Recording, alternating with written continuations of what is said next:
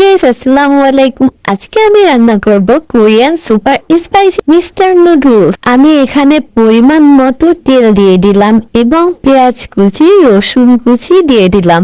এটাকে সুন্দর করে ভেজে নেব এবং এর ভিতরে আমি দিয়ে দিব সামান্য পরিমাণ টমেটো সস, সামান্য পরিমাণ সয়া সস। এটাকে আমি ভালো করে মিশিয়ে নিব।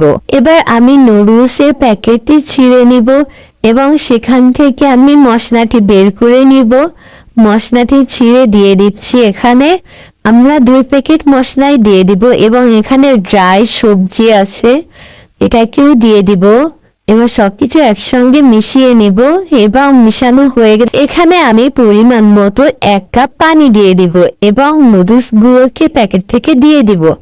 2টা নুডলসই দিয়ে দিয়েছি। এবার এটাকে ভালো করে নেড়ে চেড়ে এভাবে মিশিয়ে নিব এবং সবগুলোকে মেশানো হয়ে গেলে এটাকে আমি মাত্র 4 মিনিটের মতো রান্না করে নিব। তারপরে এই পানিটা শুকায় যাবে এবং মাখা মাখা হয়ে যাবে, তখনই আমরা বুঝবো নুডলসটি হয়ে গেছে। দেখুন, এ পর্যায়ে আমার নুডলসটি কিন্তু রান্না হয়ে গেছে এবং এটা খেতে কিন্তু অসাধারণ হয়েছিল। আপনারাও বাসায় অবশ্যই এটা বানিয়ে ট্রাই করবেন, অবশ্যই আপনাদেরও অনেক ভালো লাগবে। যারা ঝাল খেতে পারেন না তারা একেবারে এটা ট্রাই করবেন না।